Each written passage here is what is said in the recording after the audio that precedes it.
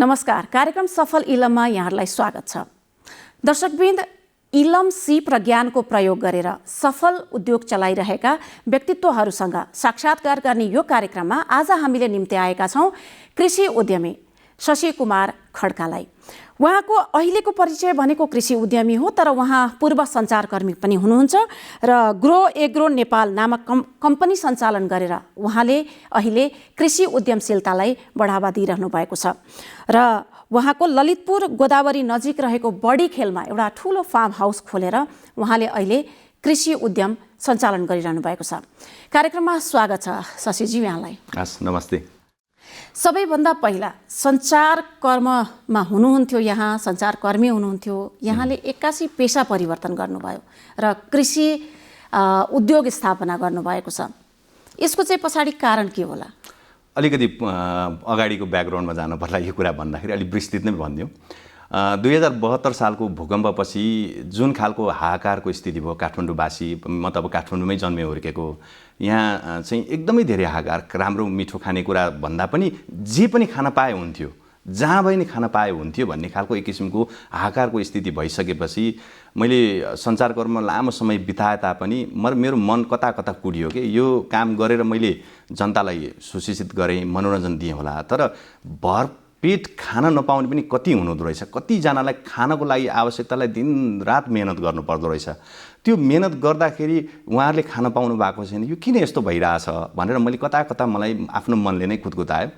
अनि त्यो कुदकुताइसकेपछि के हुनसक्छ सम्भाव्यता भनेर यसो अध्ययन गर्दाखेरि चाहिँ मैले आफूलाई यो सारा कुरा मिडियाको लाइन अब म गर्दिनँ, मैले यस्तो काम गरौँ जुन कामबाट थोरै भए पनि मान्छेले खान पाउन् अथवा थोरै भए पनि मैले कसैलाई दिन पाऊँ भन्ने खालको मेरो मनमा आयो। आइसकेपछि मैले विभिन्न ठाउँमा गएर ठाउँहरू कहाँ हुनसक्छ, कुन ठाउँमा मैले काम गरेँ भने ठिक हुन्छ भनेर खोज्न थालेँ र खोज्ने क्रममा वैशाखमा भूकम्प आयो। वैशाखको भूकम्पसँगै जेठमा मैले चाहिँ एउटा त्यो वैशाखकै टाइमको थियो होला भूकम्प आउनुभन्दा 1-2 दिन अगाडि गरेको थोरै पैसा 10-12 हजार बोलेर कमाएको पैसाले बिउ बिजन किनेर त्यहाँबाट सुरु गरेको यात्रा हो मेरो। भनेपछि सोच यहाँको भूकम्पको त्रासदीपछि जुन एउटा समाजमा हाहाकार देखियो, हाहाकारको अवस्था देखियो, त्यहाँबाट तपाईँको सञ्चारकर्मलाई भनौँ न टर्न गरेर तपाईँ यो पेसा अपनाउनु भयो। अब यसैमा अर्को एउटा जिज्ञासा म तपाईँलाई राख्छु। तपाईँको Facebook page grow agro Nepal भनेर तपाईँको फेसबुक पेजमा चाहिँ तपाईँले एउटा स्ट्याटस अथवा त्यसको त्यो जिस्ट हाल्नु भएको छ, merging imagination and technology to promote agriculture sector for human civilisation and development. अर्थात् अब यसलाई हामीले नेपालीमा भन्नुपर्दाखेरि चाहिँ मानव सभ्यता र विकासको लागि कल्पना र प्रविधिको मिश्रण गरेर कृषि क्षेत्रको प्रवर्धन गर्ने भनेर लेखिएको छ। यसको तपाईँको यो वास्तविकतासँग कतिको यो चिजहरू मेल खाइरहेको छ? यो कन्सेप्ट लेख्नुको एक्ज्याक्टली म आफै हो त्यसको चाहिँ सुरुवाती गर्दाखेरि, र यो कन्सेप्ट हजुरले भन्नुभएको कन्सेप्ट पनि त्यही नै थियो। मान्छेले खानलाई त त्यति गाह्रो छैन, खानलाई त पाइरहेका छन्, तर खान पाएर मात्र पुगेको हो र हामीले खान पाउँदैमा नेपालीलाई पुग्यो त कि हामीले हाम्रो उपजहरूलाई चाहिँ अन्तर्राष्ट्रिय स्तरसम्म नपुर्याउने त? जे छ भनौँ न, जे पनि हामीले उत्पादन गर्छौँ त्यसलाई बजारीकरण गरेर विदेशसम्म पुर्याउन नसक्ने हो त? सक्छौँ। त्यो कस्तो मान्छेले सक्छ भन्दाखेरि जो अलिकति बुझेको छ, अलिकति बाहिरी वातावरणसँग घुलमिल भएको छ, त्यो मान्छेले सक्छ भन्ने म आफूलाई आँट आयो। प्रविधिको मिश्रणलाई कल्पनासँग कसरी जोड्नु भएको छ तपाईँले अहिले? हामी आम मान्छेको बुझाइ के छ भने जसले किसान गरेको छ, खेतीमा गएको छ, उसलाई थाहा हुन्छ त्यो माटोको सुगन्ध, माटोको रङ अनुसारले कस्तो खालको फल्छ भनेर जसले माटोमा खेल्छ उसलाई थाहा हुन्छ। हामीले पुरातन शैलीले कृषि गरिरहेका छौँ, तर त्यो घट्दो क्रममा छ पुरातन शैलीको कृषिले। हामीले मान्नु तपाईँ आफै पनि गएर किसानलाई सोध्नुभयो, कसैलाई सोध्नुभयो भने तपाईँले यो 1 रोपनी अथवा 1 बिघा खेतमा यति उपज लाउँदाखेरि तपाईँको पैसा कति खर्च भयो, तपाईँको मेहनत कति भयो भनेर तपाईँले कल्पना गर्नुभयो भने उसले त्यहाँ पाएको भन्दा पनि बढी उसको मेहनत। यसबारेमा तपाईँको चाहिँ जस्तो तपाईँको नलेज अथवा तपाईँको पृष्ठभूमि कृषि क्षेत्रको तपाईँको पृष्ठभूमि त होइन, तपाईँ सञ्चारकर्मी। एक्ज्याक्टली तपाईँलाई यो प्रोग्राम मार्फतै भन्छु, म काठमाडौँमा जन्मे हुर्के पनि खेतमा धान रोप्ने समयमा मलाई ज्वरो आउँथ्यो। खेतमा जाँदाखेरि हिलोदेखि एलर्जी, मलाई बारी खन्नु पऱ्यो भने मलाई दिक्क लाग्थ्यो। तर जब मैले मेरो चेतनाले मलाई बुझाए कि कृषि नै सबैभन्दा ठुलो आधार हो, त्यो आधारले त बाँच्छस् अरू 2-4 जनालाई बचाउन सक्छस्, तैँले बाँचेर खान सक्छस्, तैँले आफ्नो नङ्ग्रा ख्याइस् भनेर त्यो जब मलाई चेतना भए पश्चात म कृषि उद्यममा लागेँ। र त्यो सँगसँगै अघि हजुरले सोधेको प्रश्नलाई पनि मैले जोडेँ। कल्पनालाई कसरी गर्छौँ भने हामीले गोलबेडा रोप्दाखेरि गोलबेडै फल्ने हो हैन, तर त्यो गोलबेडा रोप्दाखेरि गोलबेडा फल्छ भने धेरै कसरी फलाउने हो त? यो पनि त एउटा प्रविधिले देला अथवा ज्ञानले देला, सिपले देला, अथवा तपाईँले कुनै एउटा रुख रोप्नुभयो, कुनै रुख 2 वर्षमा फल दिन्छ, कुनै रुखले 5 वर्षमा पनि फल दिँदैन। तपाईँले अध्ययन अनुसन्धानहरू गर्नुभयो यस विषयमा? गरेँ र मैले केही नजान्दाखेरि म कृषि कार्यालय धाएँ, त्यहाँ भएका हरेक ट्रेनिङमा भाग लिएँ, सहभागी भएँ, झन्झन ऊर्जा हुँदै गयो। अनि त्यहाँ पाउने किताबहरू ल्याएँ, त्यो पढेर गुगल गर्न थालेँ। यो लेभलमा पुगिसकेको रहेछ कृषिको। नेपालको परिवेश र अन्तर्राष्ट्रिय परिवेश एकदम आकाश जमिन फरक छ। हामी पनि अझै पनि त्यही 18औं 19औं शताब्दीको कृषि गरिरहेका रहेछौँ। कति जग्गाबाट यहाँले सुरुवात गर्नुभएको? मैले 2 रोपनी हाकको हारारीको खेत होइन, बारी लिएँ मैले, लिजमा लिएँ। लिजमा लिएको त्यो बारीबाटै स्टार्ट गरेको र त्यहीँबाट तपाईँलाई विश्वास लाग्दैन होला, मलाई पनि अहिले त्यो भन्दाखेरि मैले गर्न सकेको छैन। त्यो टाइममा मैले आफूले गरेको मेहनतले हो कि के हो, 17-18वटा पात रायो, मुस्ताङ मार्फा भन्छ त्यसलाई, यो हाम्रो बिउ पाइन्छ। 17वटा पातले 1 किलोसम्म मैले उत्पादन गरेँ। 17वटा पात सम्झिनुहोस्, जम्मा 17वटा पातले 1 किलोसम्मको उपज भनेको त अत्याधिक त्यो गरेको। त्यो बिचमा ट्रेनिङहरू गरेँ, म अलि जान्ने मान्छेसँग बुझेँ के रहेछ यो खेती भने के हो, कसरी रोप्दाखेरि ठिक हुन्छ, त्यसका दूरीहरू कसरी राख्ने, अनि बिचको हेरचाह कसरी गर्ने, रोपेर मात्र त फल्दैन, त्यसका हेरचाहका विधिहरू हुन्छन्, ती सारा कुरा सिकेरै गरे हो। अहिले तपाईँको त 26 रोपनी हजुर जग्गामा यहाँले लिजमा लिएर गर्नु भएको छ? हजुर हो। अब त्यो ग्रेजुअली त्यो जुन बेलामा तपाईँले 10,000बाट सुरु गर्नुभयो, त्यो ग्रेजुअली के चिज गर्दै आउनुभयो त्यो अलिकति बताइदिनुहोस्। अब पहिला सुरुमा चाहिँ मैले सब्जीबाट, सागसब्जीबाट भनौँ न, दैनिक उपभोग्य सागसब्जी, त्यसमा पनि मैले हरियो सागसब्जीलाई बढी फोकस गरेको थिएँ। मार्केटमा चाहिँ साग चाहिँ एकदमै धेरै युज हुने रहेछ, त्यो रिसर्चबाटै थाहा पाएको हो मैले। र त्यो सागबाट सुरु गर्दाखेरि कस्तो हुन्छ भनेर मैले सागबाट सुरु गरेँ। साग सँगसँगै अब अरू चिज पनि थप्दै गयो, लहरी बालीहरू गर्दै गएँ। र पछि भएपछि फेरि मलाई अर्को चेतना के भयो भन्दाखेरि, मैले यसै न्युज पेपर पढ्दै के देखेँ भन्दाखेरि, हामीले त अरबौँको मासुजन्य पदार्थको लागि अरबौँ खर्च गरिरहेको छौँ, विदेश गइराखेको छ। कम्तीमा मैले त्यसबाट 1% मात्रै ल्याउन सकेँ, तान्न सकेँ भने धेरै ठुलो उपलब्धि हुन्छ भनेर त्यसपछि बाख्रा राखेँ, बाख्रा पालन सुरु गरेँ। अनि त्यो गर्दै जाँदाखेरि फेरि अनुभव अलिकति खारिँदै गयो। अनि बाहिरतिर त लोकल मासु पाउन त मुस्किलै छ। तपाईँ कुनै पनि बगडेका जानुहोस्, लोकल कुखुराको मासु नै पाउनुहुन्न। त्यसपछि मैले लोकल कुखुरा थपेँ। लोकल कुखुरा थप्नासाथ हजुरको अन्डा पनि त्यहीँबाट उत्पादन हुने भयो। यसरी ग्रेजुअली एकै दिनमा भएको होइन, 5-6 वर्षको अन्तरालमा मैले अहिले यो अलिकति इलमको कुरा गरिरहँदाखेरि चाहिँ 6 वर्षको अन्तरालमा एउटा गर्दै त्यसलाई चाहिँ राम्रो बनाउँदै, अनि त्यसपछि फेरि अर्को गर्दै थप्दै गएँ र समग्र कृषि गर्न खोजेँ मैले चाहिँ। अब अहिले आजको तपाईँको के चिज छ त्यहाँनिर? अब अहिले हजुरले पाउनुभयो भने हामीसँग खसी मासुजन्य पदार्थको लागि खसी छन्।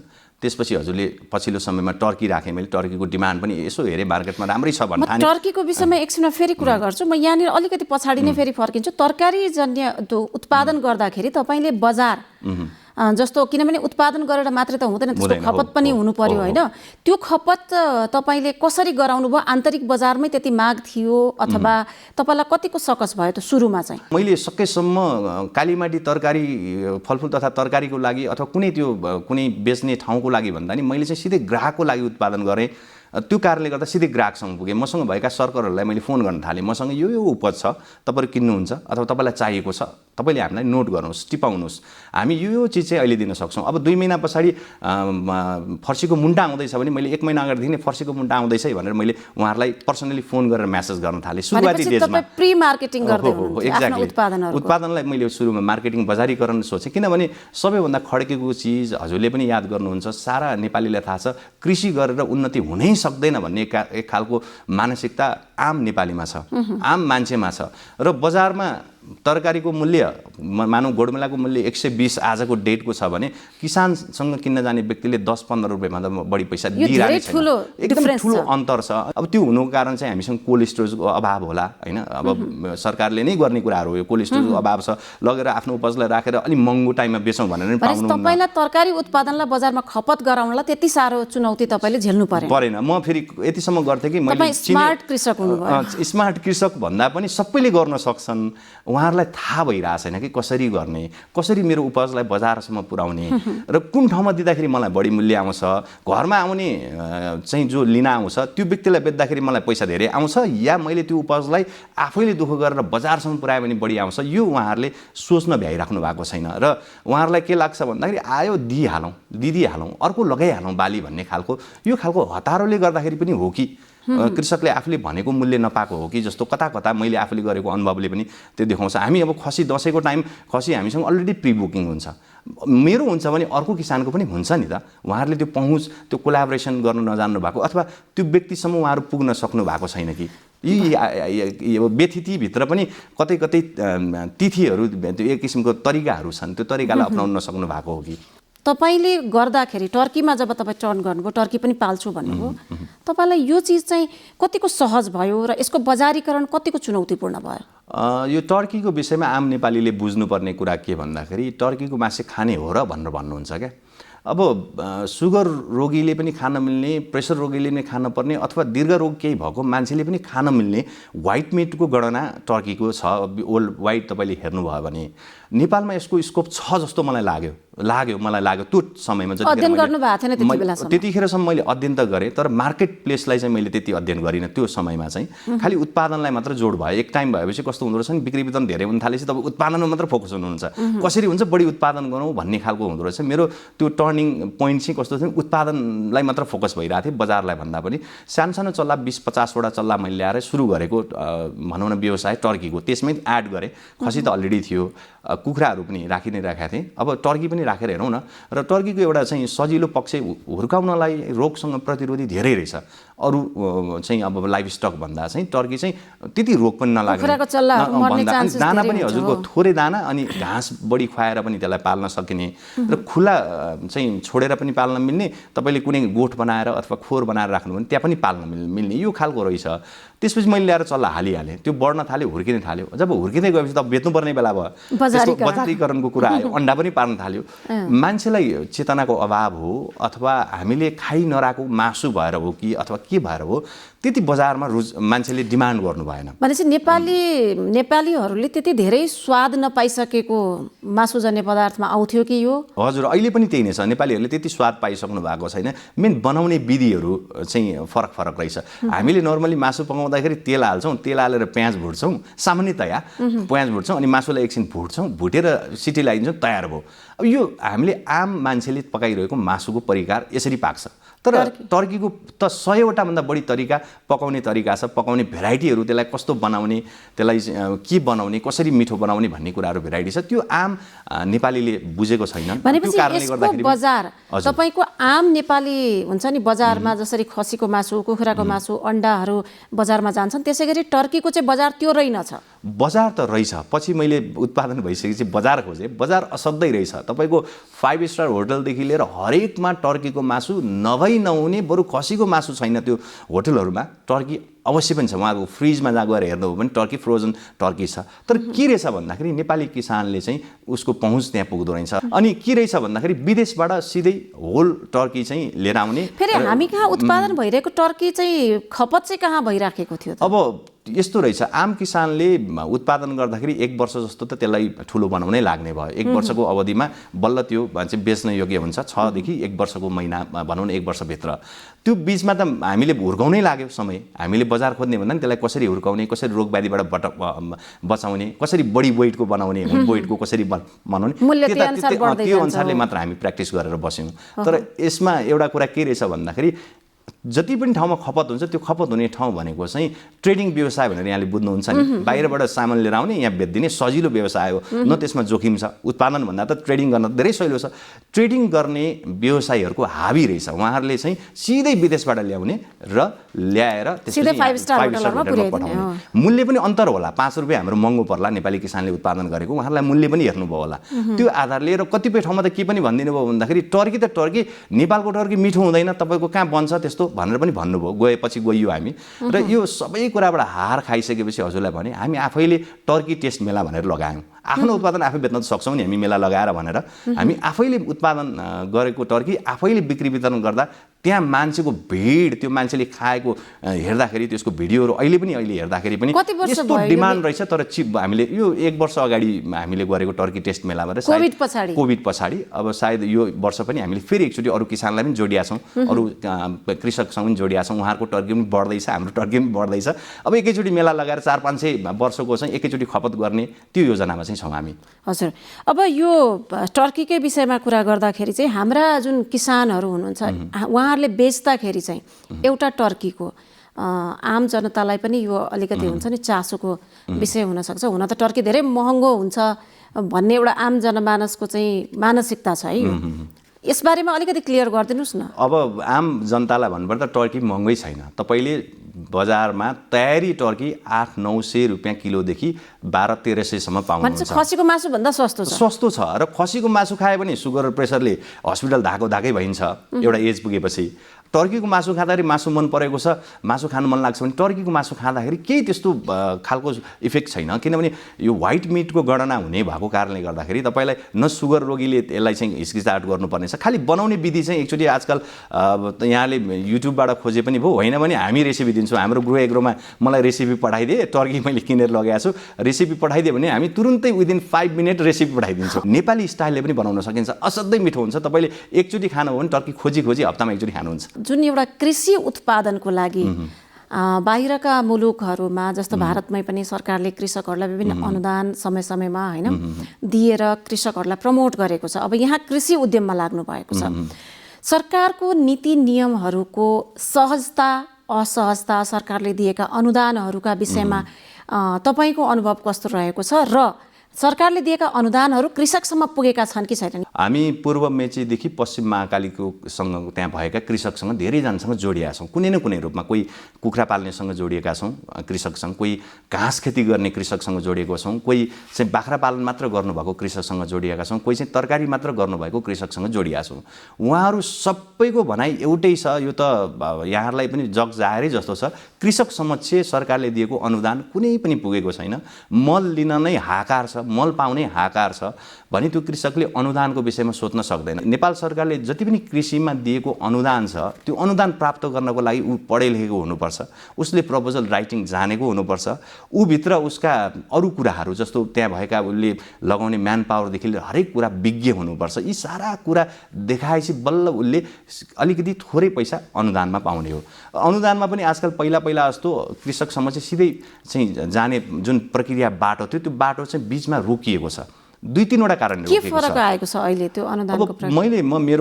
मेरो ओडाको किनभने आजकल ओडासम्म पुग्यो नि त, त्यो कृषि मन्त्रालयसम्म धाउनै पर्दैन, ओडाले नै तपाईँलाई दिन्छ। तर पहुँच छैन, उहाँहरूलाई सूचनै छैन यो पाउँदैछु मैले अनुदान पाएको छु भन्ने सूचना छैन। र जो टाढाबाट छन् जसलाई सबै कुरा आउँदछ, मान्छे पनि चिनेको छन्, जसले पहुँच पनि उसको पुगेको छ, त्यो व्यक्तिले मात्रै अनुदान पाइरहेको छ। साँच्चीकै बिहानदेखि बेलुकासम्म पसिना बगाउने, बिहान 4 बजे उठ्नुपर्छ एउटा कृषकलाई, यहाँलाई पनि थाहा छ, बेलुका 8-9 बजीसम्म निरन्तर ऊ त्यो पेसामा तल्लीन हुन्छ। त्यो व्यक्तिले अहिलेसम्म सरकारले दिएको कुनै पनि सेवा सुविधा पाएको छैन र उसलाई कृषिमा अनुदान छ भनेर भन्यो भने हाँस्छन्। मल पाउनु त यति गाह्रो छ, के का अनुदान भनेर भन्नुहुन्छ।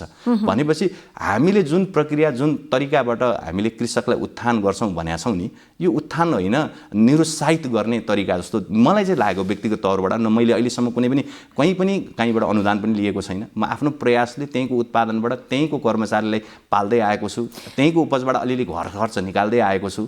यो अनुदान तपाईँले चाहिँ जस्तो सरकारले दिने कृषि उद्यमीहरूलाई दिने ऋण चाहिँ तपाईँले उपयोग गर्नु भएको छ कि छैन? मैले अहिलेसम्म चाहिँ उपभोग गरेको छैन। अहिलेसम्म मैले पाउने अनुदानहरू केही पनि लिएको छैन। बिउ बिजनहरू अलिअलि आएको हुन्छ। अब त्यो बिउ बिजन मैले एकजनाले मैले क्रय शक्ति मेरो उत्पादन मेरो फार्म अथवा मैले गरिरहेको काममा चाहिँ थोरै मुनाफामा छ भने मैले किनेर गर्न सक्छु भन्ठान्छु कि म चाहिँ। जोसँग छैन त्यो किन्न सक्ने क्षमता छैन, मकैको बिउ किन्न सक्ने क्षमता नभएको व्यक्तिले त्यो पाओस् भन्ठान्छु। त्यो कारणले अहिलेसम्म चाहिँ मैले कहीँ कतैबाट लिएको चाहिँ छैन। तर भविष्यमा लिन सक्ने सम्भावना छ, किन भन्दाखेरि त्यो सुविधा मैले पाउने सुविधा मैले लिन भने अरू कसले लिन्छ त? अब ग्रो एग्रोको तपाईँको भविष्यको योजना के छ? अहिले त तपाईँले कतिसम्म बनाइसक्नु भएको छ यो संरचना? कति पुगिसकेको छ? 10,000बाट सुरु भएको संरचना। अब ठ्याक्कै यसलाई यति पैसा भनेर भन्दा पनि मैले चाहिँ बजारमा सेफ फुड, पहिला अर्ग्यानिक भनेर मैले सुरु गरेँ, अहिले चाहिँ सेफ फुड भनेर बजारीकरण गरिरहेको छु। सेफ फुड अर्ग्यानिक चाहिँ स्वास्थ्य मासुजन्य पनि र हजुरको तरकारी जन्य पनि। हामीले जति पनि तरकारी हामीले उत्पादन गर्छौँ विषादी रहित छ। जति पनि बाख्राहरू पाल्छौँ तिनीहरूलाई कदम कचादी कहिलेकाहीँ मात्र हामीले त्यो चाहिँ कुनै रोगै लाग्यो भने मात्र उपचार गर्छौँ, नत्र पनि हाम्रो हावापानी खानपान सरसफाइले बिरामी भएको छैनन्। त्यसले गर्दा सेफ फुडमा हामी फोकस छौँ र अब तरकारी मासु अब अन्डा यी सेफ फुड अन्तर्गत नै हामीले राखेर। मैले तपाईँलाई किन सोध्न खोजेको भन्दाखेरि नि 10,000 रुपियाँबाट सुरु गरेर हामी एउटा भनौँ न ठुलो नभए पनि सानो स्केलको उद्योग हामी जस्तो 1 करोडको उद्योग पनि बनाउन सक्छौँ अथवा 2 करोडको पनि बनाउन सक्छौँ भन्ने एउटा मान्छेलाई मोटिभेसन हुन्छ कि। यो सालले ठ्याक्कै हजुरले अमाउन्टमा सोध्दा 10,000बाट सुरु गरेको त्यो 10,000मा अर्को 3-4वटा शून्य थपिसक्यो। करोडको हाराहारीमा पुर्याउनु भएको छ तपाईँले। स्वासीजी, हामी कार्यक्रमको अन्तिममा आइसकेको छौँ होइन। म तपाईँलाई एउटा सानो जिज्ञासा अझै सोध्न चाहन्छु। जस्तो बाहिर विदेशमा कृषि पेसा भनेपछि एकदमै सम्मानजनक ढङ्गले हेरिन्छ। हाम्रो देशको कृषि उद्यमी अथवा कृषकहरूको अवस्थालाई हेर्ने दृष्टिकोण कस्तो छ? अब यो दुःखको कुरा हो सोध्नुभयो, यो अन्तमा दुःखको कुरा गरेर जानु होइन। म त्यस पछाडि तपाईँलाई अर्को टाइम दिन्छु एउटा राम्रो कुरा गर्नको लागि। के छ भन्दाखेरि नेपालमा कृषकहरूलाई सम्मान छैन। मानौँ तपाईँ नै बिहान घरमा तपाईँको कसैले दुध पुर्याउन आयो भने तपाईँ घन्टौँसम्म 5 मिनटसम्म ढोकै खोलिदिनुहुन्न। त्यसले बेल बजाउँछ, ढकढक ढकढक गर्छ, तपाईँले खोलिदिनुहुन्न क्या। कोही तरकारी बजारमा चाहिँ डोकोमा डालोमा बोकेर कोही आयो भने त्यो मान्छेलाई राम्रोसँग बोलिदिनुहुन्न। साग किन्ने हो भने किन्दिनुहुन्न। तपाईँ जानुहुन्छ कुनै डिपार्टमेन्ट स्टोरमा गएर चाहिँ किन्न रुचाउनुहुन्छ। भलै त्यो व्यक्तिले डोकोमा बोकेर ल्याएको त्यो उपज चाहिँ अझ स्वस्थकर अझ राम्रो किन नहोस् तपाईँ किन्दिनुहुन्न, किनभने त्यो मान्छेले राम्रो ल्याउँदैन भन्ने अथवा कृषक भनेकै हेलाको दृष्टिले हेर्नुपर्छ भन्ने खालको एक किसिमको समाज नेपालमा छ। किनभने म आफै पनि कृषि पेसामा आबद्ध भइरहँदाखेरि मैले भने म तरकारी लिएर बजारमा जाँदाखेरि मलाई हेर्ने दृष्टिकोण फरक थियो। ठ्याक्कै म आफैलाई राखेर हेर्दाखेरि जब मैले कृषि पेसा गरेँ भने मेरा कति नजिकका साथीभाइहरू टाढिए। कतिजना चाहिँ मलाई चाहिँ यस्तो पनि काम तैँले गर्न सुहाउँछ, तँ जस्तो मान्छे, तैँले यति बोल्न जाने छस्, तैँले त पब्लिकको लागि काम गर्ने हो, तैँले किन गरिरहेछस् भनेर मलाई सोध्नु भनेपछि त्यो सम्मान पक्कै मैले पाइनँ भनेपछि त आम मान्छेले पक्कै पनि पाउनुहुन्न। र सबैभन्दा हेलाको दृष्टिले सबैभन्दा हेपिएको व्यक्ति भनेको कृषिमा काम गर्ने मान्छे। चाहे त्यो चाहिँ तपाईँले काम पैसा तिरेर लगाउनुहोस्, धान रोप्न बोलाउनुहोस्, अथवा त्यो व्यक्ति धान उत्पादन गरेर धान जब ट्र्याक्टरमा हालेर फेरि अर्को कुनै साहु कहाँ पुग्छ त्यहाँसम्म पुग्दाको दूरीलाई हेर्नुभयो भने ऊ अपहेलामै पर्छ। इलम छ, सिप छ, ज्ञान छ भनेर म नेपालमै आफ्नो एउटा सानो उद्योग खडा गर्न सक्छु भन्ने पनि एउटा ठुलो जमातहरू छ र अपकमिङ पनि छन् यस्ता युवाहरू। त्यस्ता युवाहरूलाई तपाईँ युवा उद्यमी सञ्चारकर्म छोडेर लाग्नु भएको छ, तपाईँ के मेसेज दिन चाहनुहुन्छ? उहाँहरूलाई मैले भन्ने कुरा चाहिँ एउटै छ, यहाँहरूले युट्युबमा धेरै कमाइ भएको भिडियोहरू हेरेर नआउनुहोस्। असाध्यै दुःखको पेसा हो। मैले देख्छु म सँगसँगै सुरु गर्ने 10औं साथीहरूले छोड्नुभयो। मैले सुरु गरेपछि म पछाडि सुरु गर्ने 5औं जनाले छोडिदिनु भयो। किनभने यसमा लगनशीलता चाहिन्छ। कहिलेकाहीँ बाख्रा मर्दिन्छ, चिन्ता हुन्छ, कहिलेकाहीँ कुखुरा मर्दिन्छ, कहिलेकाहीँ रोग आउँछ। निरन्तरता भन्छ क्या यसलाई चाहिँ। निरन्तर तपाईँले कुनै पनि विषयमा लागिरहनु भयो भने त्यसले अवश्य पनि सफलता प्राप्त गर्छ। कृषिमा पनि निरन्तरता असाध्यै चाहिन्छ क्या। एक बाली तपाईँले हार्नुभयो भने अर्को बालीमा जित्नुपर्छ। एक बेतमा तपाईँले चाहिँ हार्नुभयो भने अर्को बेतमा तपाईँले जित्नुहुन्छ।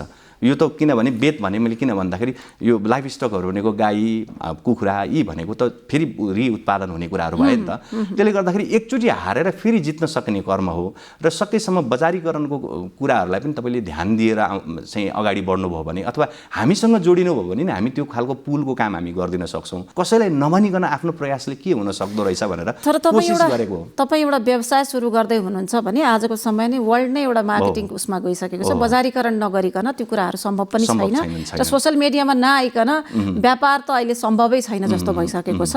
त्यस कारणले गर्दाखेरि तपाईँ पनि आउनुहुन्छ। हजुर अवश्य पनि हामी हाम्रो वेबसाइट बनाउँदैछौँ, सोसियल मिडियामा पनि फाटाफुट आउन थालेका छौँ। सकेसम्म हामीसँग उत्पादन चाहिँ घर घरमा गइराखेको भएर फेरि थप बेच्नुपर्ने आवश्यकता नपरेको कारणले पनि हामी अलिक त्यसलाई ध्यान नदिएको हुनसक्छ। तपाईँसँग उपज जति छ त्यो उपज त फोनबाटै बिक्री भइरहेछ भने के का लागि मार्केटिङ गर्ने, के का लागि विज्ञापन गर्ने भन्ने कुरो हुन्छ। त्यो आधारले उत्पादन तपाईँ बढाउँदै हुनुहुन्छ, उत्पादनको क्षमता बढाउँदै हुनुहुन्छ तपाईँ, हैन? बढाउँदैछौँ। हजुर हुन्छ शशीज्यू, यहाँले कार्यक्रममा आएर आफ्ना सङ्घर्षका कथाहरू, आफ्ना अनुभवहरू साटिदिनु भयो। यहाँलाई धेरै धेरै धन्यवाद। यहाँलाई पनि धेरै धेरै धन्यवाद। दर्शकवृन्द, आजको कार्यक्रममा हामीसँग हुनुहुन्थ्यो ग्रो एग्रो नेपालका सञ्चालक शशी कुमार खड्का। पेसाले पूर्व सञ्चारकर्मी भए पनि उहाँ अहिले पनि सञ्चारकर्ममा आबद्ध हुनुहुन्छ नै र उहाँसँगको संवाद आजको साक्षात्कार कार्यक्रम सकिएको छ र आगामी साता हामी फेरि अर्को इलमी र उद्यमीका साथ उपस्थित हुनेछौँ। यहाँहरूले पनि कुनै उद्योग सञ्चालन गर्नुभएको छ भने हामीलाई सम्पर्क गर्न सक्नुहुनेछ। हाम्रो ठेगाना रहेको छ कार्यक्रम महाशाखा नेपाल टेलिभिजन र हाम्रो इमेल एड्रेस पनि रहेको छ safalilam1@gmail.com। अर्को साता फेरि नयाँ इलमी र उद्यमीका साथ उपस्थित हुनेछौँ। बिदा दिनुहोस्, नमस्कार।